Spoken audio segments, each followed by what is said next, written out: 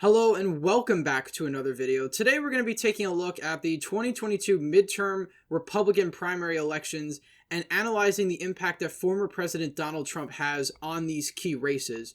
So we'll be taking a look at three states in particular to kind of act as a case study for the varying degrees in which Donald Trump's endorsement impacts these primaries. We'll start off with North Carolina, which I think Donald Trump's endorsement had a huge impact on the primary there. Pennsylvania, in which that is kind of to be determined as both primaries are extremely competitive. And finally, the state of Georgia, in which I think Donald Trump's endorsement really didn't help David Perdue all that much and won't help David Perdue all that much in the primary elections. But before we go into those races, we're going to be taking a look at Ohio and Nebraska. But before we do that, please consider subscribing down below if you're new to the channel. Like this video down below if you enjoy. It really helps me out. So first, we're going to take a look at the Ohio and Nebraska primaries that happened back on May 10th to kind of provide us some context for the rest of these elections. So the state of Ohio's Republican primary was extremely competitive, similar to Pennsylvania, leading up until, of course, the J.D. Vance endorsement, which kind of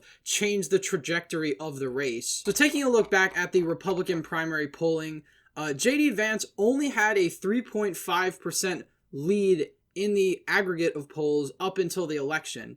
Now, before Trump's endorsement, J.D. Vance was actually down to Josh Mandel and Mike Gibbons, and for a brief period of time, even Matt Dolan. But once that endorsement was solidified, support around J.D. Vance was quickly rallied behind him. Now, one thing I will note, none of these polls, while they did sort of get the order correct, none of the polls were super accurate at predicting this election result. And obviously primary polls are a lot sloppier than general election polls. You have a lot more undecideds.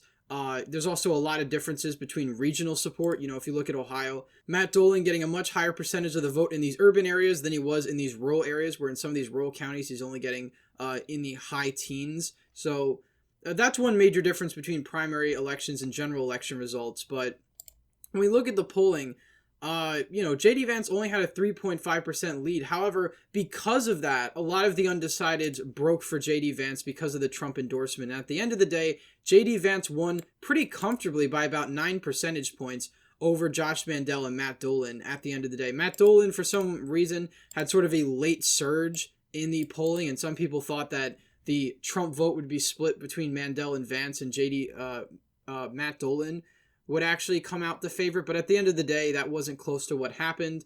J.D. Vance ended up winning pretty comfortably. Now, if we take a look at another primary in which Donald Trump weighed in pretty heavily on, he did rallies for Charles Herbster, but at the end of the day, Jim Pillen, the more establishment Republican backed by the Nebraska Republican establishment, ended up eking out a victory at 3.7% of an advantage over his other two opponents. So if we take a look at the Nebraska primary in particular, the primary originally had Herbster up, and the Trump endorsement really helped him. In fact, Herbster was up a lot. And then up until the final weeks of the primary, things started to change. As more of the allegations against Charles Herbster as a sexual harasser kind of became public, his image started to kind of fade out in the Republican primary. One thing I will note, Brett Lindstrom, who was the, not even establishment pick, he was sort of trying to appeal to moderates, independents, and even Democrats in the primary. At the end of the day, he only had 20 to 16% in the final polls, yet in the actual results, he overperformed quite a bit and got 26%. And, I do wonder if something like that similarly could happen to Lou Barletta, and we'll talk about him later in the Pennsylvania Republican governor's primary. But Jim Pillen ended up eking out a victory, 3.7% over his opponents. There really was only one poll where he had a strong lead, and that was right at the end, where he had a 5-point lead over Herbster and Brett Lindstrom.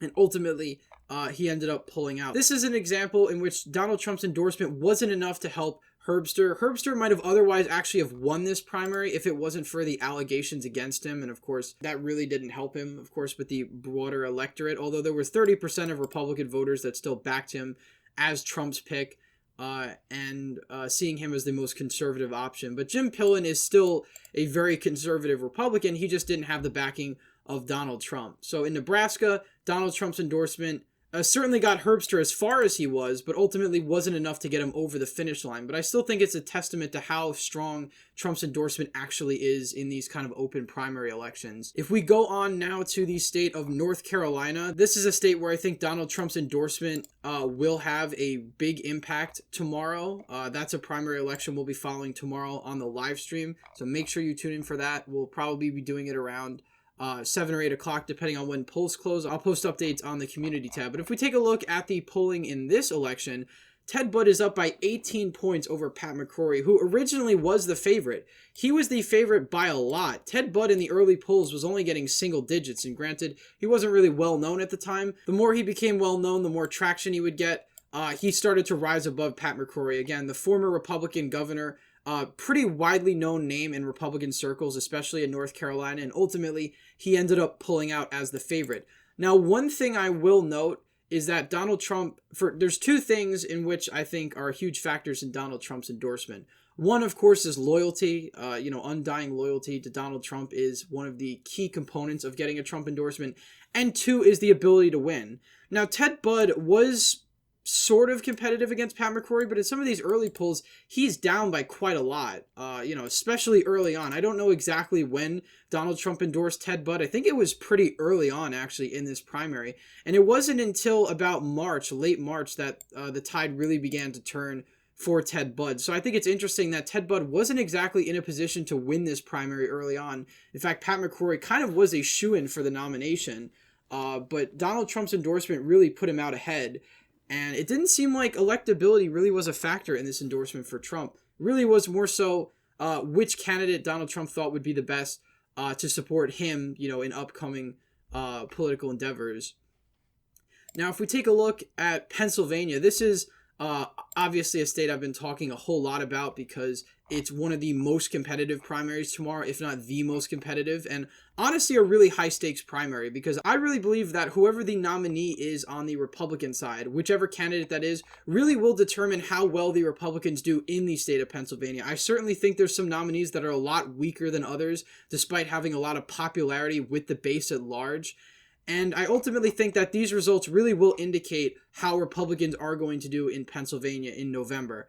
And there's a lot of people that say, well, because it's a red wave, Republicans are going to win no matter what. That's certainly not true. Especially on the governor's level, I think that statewide politics are different than federal politics. And you could certainly see a situation in which Shapiro wins the governor's race, but one of the Republican candidates narrowly wins the Senate race. It's very possible. So, it's not so much that Pennsylvania will go red because of the national environment. I think the quality of candidates is still incredibly important.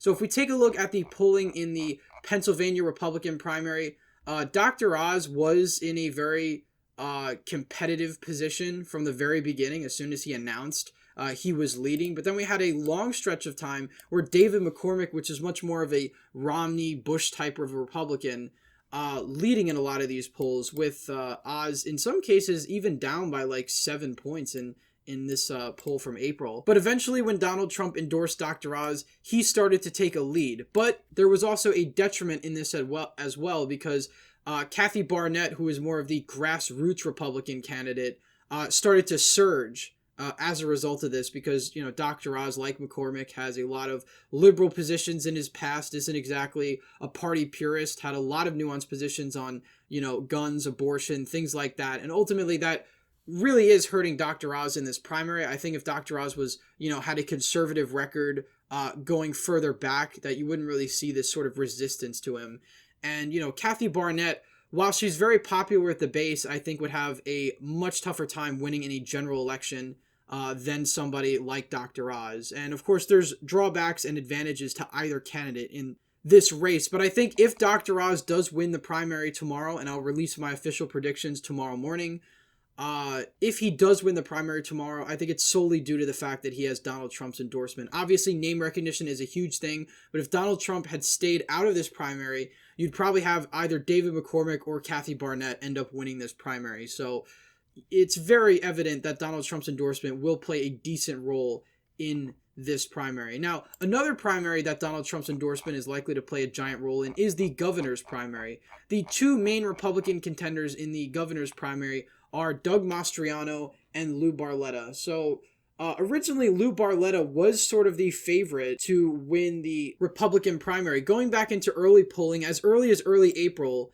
Lou Barletta had leads in most of the polls. Now in a lot of the polls, he's coming in second, and Doug Mastriano is expanding on his lead. Now, Lou Barletta, a number of times I have hinted, is the more electable candidate, and I very much believe that. Lou Barletta is still a Trump loyalist. He's loyal to Donald Trump, but I think his presentation is really what makes him more electable, and he doesn't have the same baggage as Doug Mastriano, and perhaps we'll make a second video on that at some point down the line. But I think Lou Barletta is definitely the safer option for Republicans in this primary. I think if Mastriano is the nominee, I do think Shapiro is the favorite. Now, that might be a little drastic given how early it is, but that doesn't mean that prediction won't change either. I think Mastriano is going to have an incredibly tough time marketing himself to the suburbs. So as of right now, none of the other Republican contenders have dropped out of the race. You know, you have McSwan still, you have Dave White. If these two candidates did drop out of the race and endorse Barletta, I think the dynamic of the race would change significantly because they're taking up a lot of the vote that I think otherwise would go to somebody like Lou Barletta. Of course, some of it would go to Mastriano as well, but you know, whether or not we're going to see a type of pre-Super Tuesday sort of instance we saw with the Democrats back in 2020, in which you had, you know, Mayor Pete and Amy Klobuchar drop out of the race and endorse Biden when Bernie was leading in a lot of the Super Tuesday states, that actually had a gigantic impact on the primary, even though it was a day before. And, you know, if that happens later today, you know, perhaps it has an impact. Who knows? But, you know, this is a Republican primary. This is not a Democratic primary. The dynamics are different. And I think in this primary in particular, Trump is king. I think Trump is the real kingmaker. He's chosen Mastriano, which I think was the option that he felt was more loyal to him. Mastriano is definitely more of a Trump loyalist, and, you know, a lot of his controversies stem around that. You know, Donald Trump feels that Doug Mastriano will be a down-the-line Trump loyalist, even more than Lou Barletta, and that's ultimately where this endorsement came from. Also, Doug Mastriano was leading in the polls, and I feel like if Trump had endorsed Lou Barletta, there would have been a segment of the base that would have felt betrayed once again, you know, not only endorsing Oz in the Senate race, but endorsing a more establishment Republican in the governor's race. They would have felt very betrayed by that. So I really do think a main reason for the Mastriano endorsement was kind of appeasement. It was Mastriano's undying loyalty to Trump, but also appeasing the base, which, you know, Doug Mastriano is incredibly popular in the rural parts of Pennsylvania. Not so much in the urban parts of Pennsylvania in the Republican primary. However, you know, most Republican voters are in rural areas. A lot of the Democratic voters are suburban and urban. So rural vote is going to have a huge share in how this primary ends up turning out. And ultimately, I think you're going to have a much more competitive governor's race than you otherwise would have if Barletta was the nominee, because I think Barletta, you know, would be much more competitive against Shapiro than somebody like Mastriano. So again, it remains to be seen what ends up happening, but I do think this race is one of the most important races in the entire country, as with the Pennsylvania Senate race, because it really will determine if Republicans are going to pick up hold on to a Senate seat and pick up the governor's mansion. Now, finally, we'll go on to the state of Georgia, and this is another state where I think this is a state where I think Donald Trump's endorsement doesn't really have that much of a big impact. From the beginning, David Perdue fails to lead in really any significant polls as of the last couple months. Brian Kemp has solid majorities in this primary, to where the latest poll you have David Perdue only getting 22% of the vote. David Perdue is not winning this primary. I'll call this race already, even though it's still about a week or two away. David Perdue has really failed to gain any sort of traction. His only really policy position from what I saw in the two Republican debates is that the election was stolen from him and that Brian Kemp is responsible for that. And really that message isn't resonating with even Republican primary voters. And, you know, Brian Kemp being popular among the base now, his popularity has gone up since the 2020 election. And I think ultimately that sealed the deal for him. So Georgia is one of those states where I think Donald Trump's endorsement won't really have a big impact at all. And I think when it comes to incumbent Republicans, Donald Trump has a much harder time kind of usurping them with a, you know, further right MAGA challenger. And I think Georgia is a prime example of this. And, you know, we're going to see other states like Idaho where they're primarying the incumbent Republican governor. I think similarly, they're going to win by a huge amount and the Republican primary challenger is going to, the Trump endorsed Republican primary challenger will get blown out of the water.